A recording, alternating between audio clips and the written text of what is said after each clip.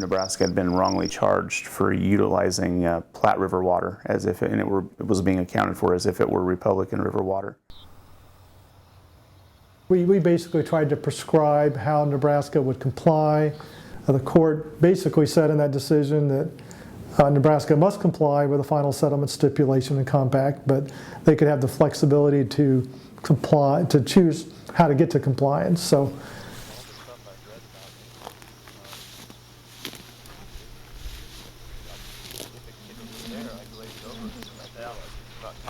No, it's not. In 1942, representatives from Nebraska, Colorado, and Kansas signed the Republican River Compact. The interstate agreement allocated a percentage of river water to each state, attempting to ensure everybody would have the necessary water to properly irrigate crops.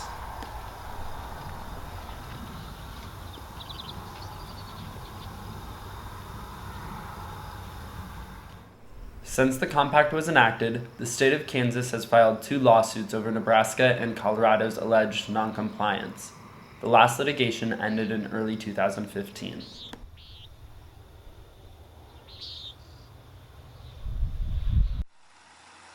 In our area, we were blessed with a lot of water and a lot of irrigable land. We have some requirements in the Republican Basin to provide Kansas, basically a certain amount of water at a certain time through the compact, and we use augmentation projects to change the time and location of water in the basin so that Kansas receives its share of the water when it's supposed to. Okay. Right now, we've retired a pretty significant number of irrigated acres. The in-core projects have helped us make up the deficits according to the groundwater model. The NCORP project was funded and implemented by the 4 NRDs that make up the Republican River Basin.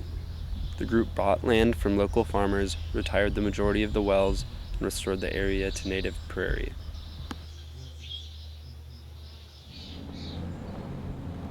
The wells that were not retired are now used as a part of an augmentation project, pumping groundwater through a pipeline and into a Republican River tributary. This water helps meet stream flow requirements for the compact.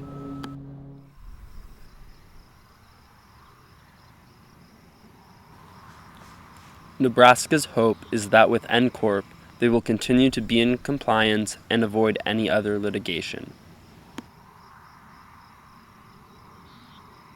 The rivers just do not run near the volume of water that they did in the 40s and 50s when this interstate compact was first formed.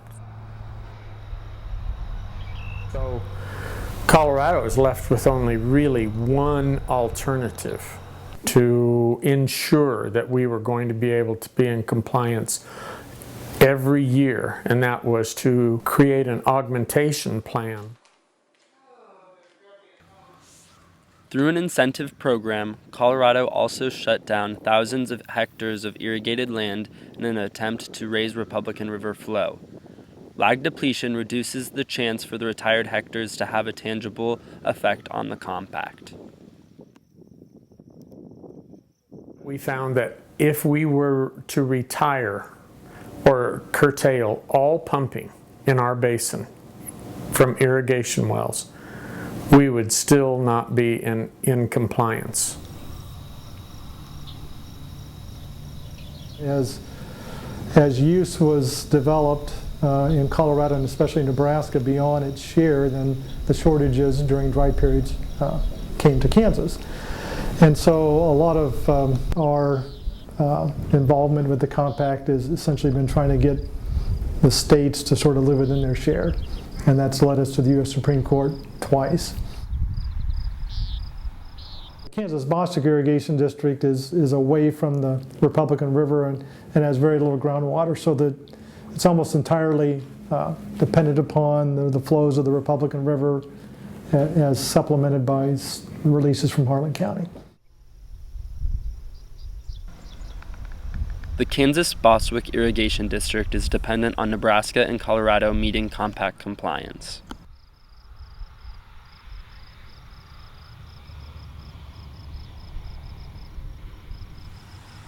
We probably have about 1,700 acres of crops under irrigation, and probably in the neighborhood of a little over 2,300 of native grass.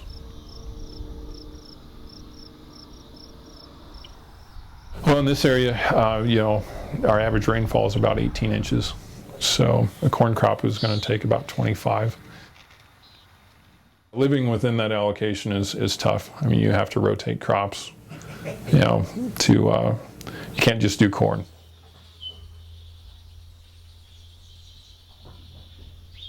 In this area in particular, we've seen the water table, drop since pre-development.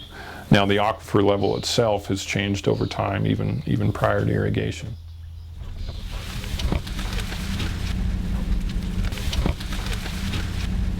When allocations were first implemented, not by state statute, but by our own board's action in the 1980s, and progressively lessened until the 12 inches that we're at now.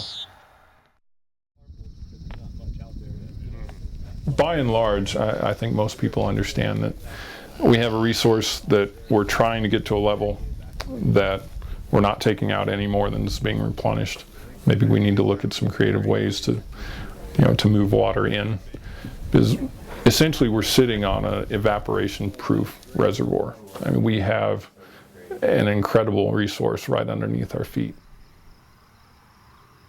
They've got the deepest part of the aquifer, and as far as longevity of irrigation in Nebraska, it looks good.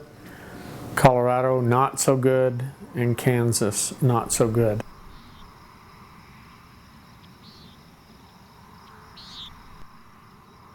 Nebraska sees it as a win because they don't have this prescription in terms of how to comply. They've got the flexibility to figure out how to do it, but obviously we see it as a win because the court affirmed this requirement.